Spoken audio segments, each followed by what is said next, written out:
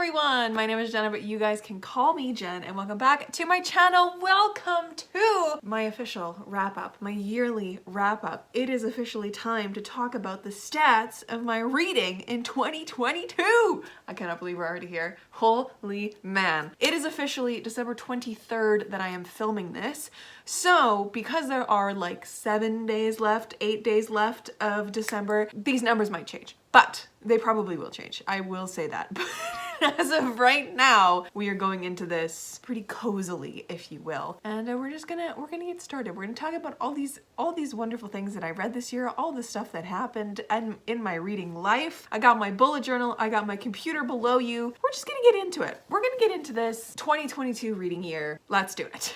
Alrighty, so in the year 2022, I have read 124 books, which is less than I have read in the previous 2 years. But that's because there was a few months this year where I didn't quite get into the reading groove as well as I usually was. And because my job situation is a little bit different this year than it was last year. Been working a full-time position since April of this year, roughly. So because of that, my reading has gone downhill because I work that and I also have my teaching job. So, you know, life gets in the way. But okay, so this month by month, as so far, we have 9 books read in January, 16 books read in February, 13 books read in March, 9 books read in April, 10 books read in May, 9 again in June. July, we reached 16 books yet again. August, we read 12 books. September 8, October 13 books, November 5, and so far December also 5. But I do plan on reading a fair bit more in December as the holidays kind of start, because as of today, it's officially Christmas break and I have all the rest of the year off, so I'm gonna be hopefully doing a lot of reading. But yes, I also have a spread in here in my bullet journal that is like favorites by month. And I know I already had my favorites video, my top 10 favorite books of 2022 go up for you guys, but I also wanted to kind of cover this month by month, what are my favorites? And as you can tell, the bottom 6 don't have thumbnails yet because I haven't had access to a printer. So I am going to wait until I've decided what my favorite read of December is, and then we're gonna fill out this spread officially. But in January, my favorite book was Witchmark by C.L. Polk. I gave that one 5 stars, 4.5, 5. Then in February, I read my favorite book of the year, Legends and Lattes by Travis Baldree. In March, I read The Bone Houses, which I also gave 5 stars by Emily Lloyd-Jones. Oh, I don't remember her last name. Then in April, I ended up reading Piranesi by Susanna Clarke, which was my favorite. May, my favorite was Book Lovers. June was The Stardust Thief. July was Hunger of the Gods. August was Priory of the Orange Tree, which was a reread at the time. September was The Oleander Sword. October was The Very Secret Society of Irregular Witches, which was my 2nd favorite book of the year. November was Babel, my 5th favorite book of the year. And then as so far in December, my favorite book of the month has been Half Sick of Shadows by Laura Sebastian. So that is the monthly breakdown, my friends. I have my Cophow spreadsheet in front of me, ready to go, and we're just gonna kind of talk about the reading that I did this year. So as I said, 124 books. I do have a book that is very nearly done. I'm like 70% of the way through it, and I'm planning to finish it today. So we'll say 125 books because I like that a little better. It's a little bit more round. So this year, I also DNF'd 8 books, which is I think my most DNFs of a year. So I usually try and DNF the books that I'm just not enjoying or I'm not interested in. However, there would be more books on this list that are DNFs because most of the time the books that hit those lower ratings, the 1 or 2 or 3 stars, are book club picks from my friends. And we have built in a caveat that if one of us DNFs one of the book club books, we are essentially forfeiting our choice of our next book that we get to choose. We forfeit that choice for that month. And I love picking the books for my friends to read. It is one of my favorite things. I don't ever want to forfeit that. So I have to read these books, even though most of the time I don't enjoy them very much. So unfortunately, that's how it is. Actually, speaking about book club books, let's run through them. Why not? I have a page in my bullet journal. We'll run through them very quickly of the books that I read with my friends this year for our book club. club. So I ended up doing that spread there. We ended up reading 12 books. Look at us go, one a month. Very proud of us. There was only one 5-star for myself, and that was picked by my friend Sophie because we read Book Lovers by Emily Henry, and we read that in June. There were a couple 4.5 stars, I do believe, or was just they're just the one. No, it was just the one. The one 4.5 star was Under the Whispering Door by TJ Klune, which was picked by my friend Yeleni. And then a couple 4 stars, we have Rewrite Upon Sticks, which was picked by me. Piranesi, picked by Yeleni. I swear there was more. I swear there was more. Maybe not. Okay. And we also read things like I, Robot, which I ended up giving 2.5 stars. House of Leaves, which that was another 4-star. I missed that one. I marked it wrong in here. I marked it as a 3.5. It was a 4-star for me. The First 15 Lives of Harry August, The Marlowe Murder Club, The Color of Magic, Clown in a Cornfield, When Women Were Dragons, and The Apothecary's Garden. Those were all of the book club reads my friends and I read this year, which is very fun and exciting, and I'm really glad that I've managed to track it in here. It makes it a little bit nicer to take a look at. You'll see the spread adjacent to it is the 22 books I wanted to read in 2022 and I failed, as you can tell. I did read 12 of the 22 books, so just over half, which is a lot worse than I thought I was gonna do, but that's okay.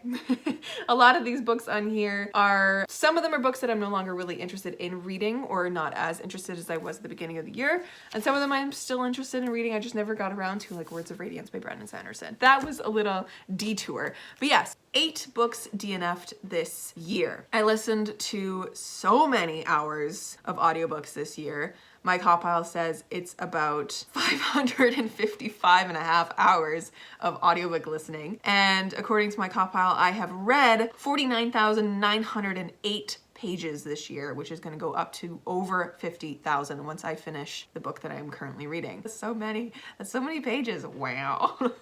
And to know that like my longest book that I read this year was Priory of the Orange Tree is absolutely baffling to me, because usually I read a lot of really big books like my Brandon Sanderson's here, or even my Game of Thrones books, which are always longer.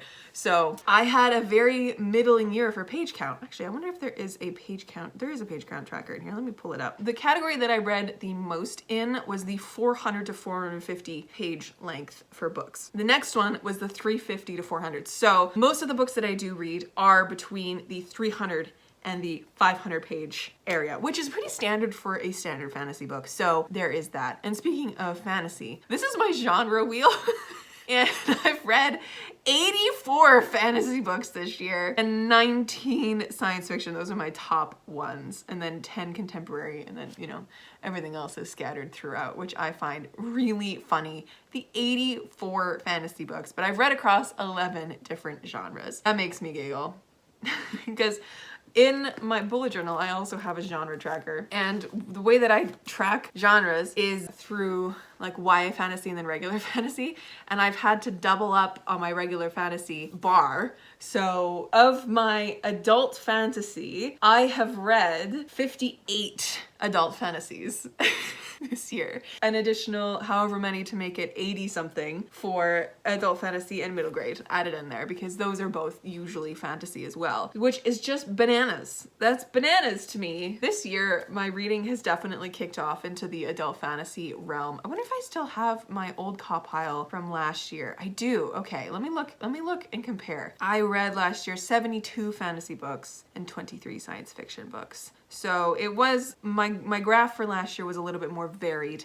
than it is this year. This year, I think there is. Yeah, there's an age category. So this one always makes me laugh a little bit because I have read 107 adult books. Out of all 120, almost 25 books, 107 of those were adult. And everything else lands in either 10 middle grade or 15 young adult books, which is probably the biggest difference over my years as being a reader. And that's mainly because I have, over the past few years, kind of matured in my reading a little bit. Maybe matured is not the right word to say. I've fallen out of love with a lot of the young adult books because I have such a hard time reading young adult books now. Unless the book is incredibly innovative and hits the right notes, Like, I have many of my favorite books of all time are young adult books. Recently, I found that my issue with young adult books is that I just don't care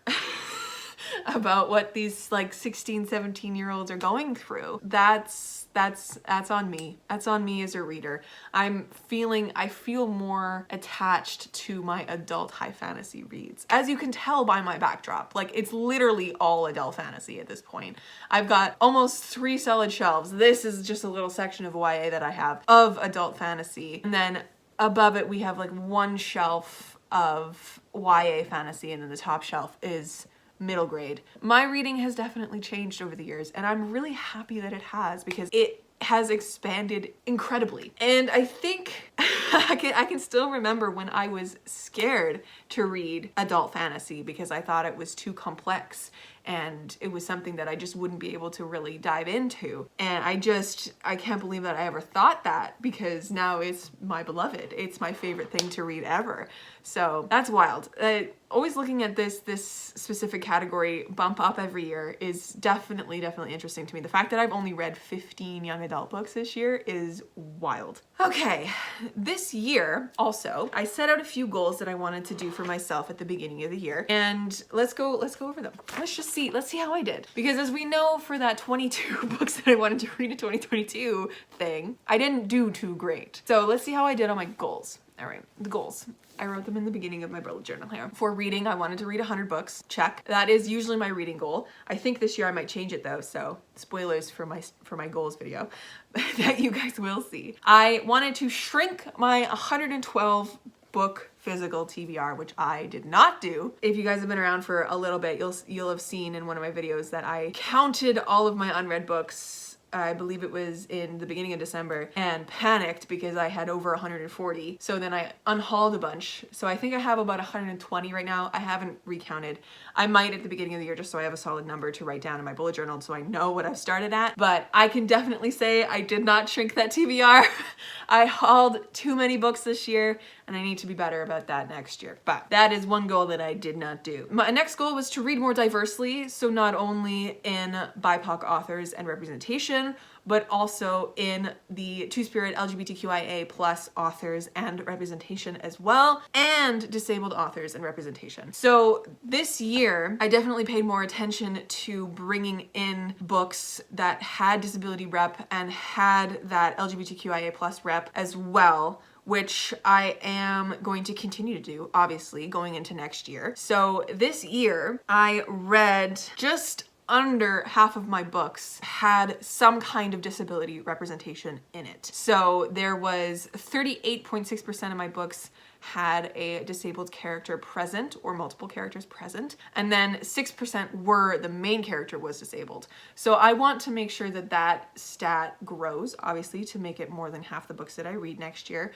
have disability representation present, and good disability representation. And I want that main character stat to grow as well. I want more of the main characters that I read to be disabled, and it would be fantastic if I could read more from disabled authors themselves. Again, caveat, it is also incredibly difficult to find if authors are disabled, because a lot of people, and in the same vein as being queer, a lot of people just aren't open about their disabilities if they are disabled. Same with queerness, the LGBTQIA+ rep. So this year I had an incredible amount of queer literature on my shelves, because that, in my opinion, is the best kind of literature. And so only 33.3% of the books that I read had no queer rep in them. So everything else was queer. And a lot of times there were 18 books specifically that had a very specific main character who was queer, and then 70 books that I read this year had just queerness present. And a lot of times, if there is more than one character, including the main character, that has queerness to it, I will mark it as just present. So there's a lot of queerness that I read this year, and I'm very happy about that. Only 44 books that I read this year did not have any queerness in them. So this year I also tracked about the authors specifically, as I said, that were BIPOC authors, and I was doing so well at the beginning of the year, keeping it like a 50-50 split, but I did lose track of that a little bit, and right now it's about a 35% to 65% roughly POC authors to non-POC authors, which I need to get better at, and I want to keep increasing that stat as we go through. Other than those stats, I love my stat here where I've read like 82 books by women. I've read 8 books by non-binary authors, 5 books by multiple authors, and then 37 books by men. So I love that stat. I want to keep increasing the non-binary author stat as well, because again, it lends into the queerness and having those queer narratives brought in, which I think are just the best books ever. So we're gonna continue increasing that, of course. I unfortunately really lacked on my Canadian reads this year. I only read 14 Canadian books, so I need to get better at that next year. The vast majority of my reading was the 83 American books that I read, which is so many more than I thought were gonna be. I actually read 24 British books. So it was American, British, and then Canadian, and then a bunch of other nationalities as well. If you guys are interested in this CAWPILE tracking sheet, G from Book Roast has one every year. I'm not sure if she's doing a new one this year, but she definitely has the 2 previous ones that she's done, and she updates them and like takes people's requests into mind, which is why this year there are so many more stats to track, like the disability and the author disability and queerness and etc. So love that. This year I also was tracking things like newer returning authors, and this year I read 60% new and 40% read from before, which is an interesting split actually, because I'm always, as a person, you guys know, if you saw last year, my like series video that I did where I had started like 50 plus series or something ridiculous. I don't even want to know how many series I started this year. That's another track that, oh my God.